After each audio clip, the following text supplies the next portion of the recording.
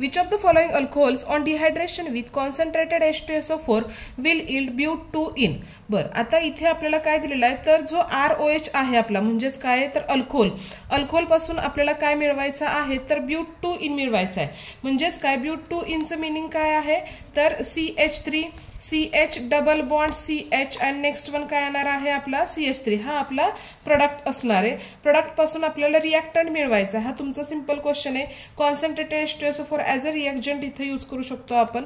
बरं, आता या रिएक्शन मध्ये पाहायला गेला तर फर्स्ट ऑप्शन काय दिलेला आहे बघा, 1 बाय 1 ऑप्शन जाऊयात।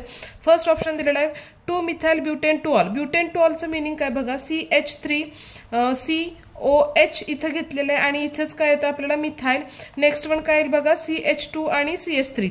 आता इथे रिएक्टंट मध्ये 2 मिथाइल आहे, 2 मिथाइलचं रिअरेंजमेंट होणार नाही, इथं 2 मिथाइल दिसत नाहीये म्हणजे जो पहिला ऑप्शन आहे तो इनकरेक्ट आहे। सेकंड बघा propane two all, propane two all म्हणजे काय तर 3 कार्बन आहे, तोही ऑप्शन इनकरेक्ट येईल।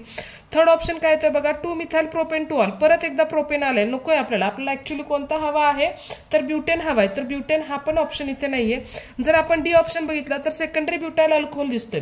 सेकंडरी ब्युटाइल अल्कोहोलचं मीनिंग काय आहे बघा, सेकंडरी ब्युटाइल अल्कोहोल म्हणजे काय असतो, हे स्ट्रक्चर असणार आहे ॲज इट इज, फक्त इथे CH असेल म्हणजे काय असेल CH3 CH OH CH2 CH3।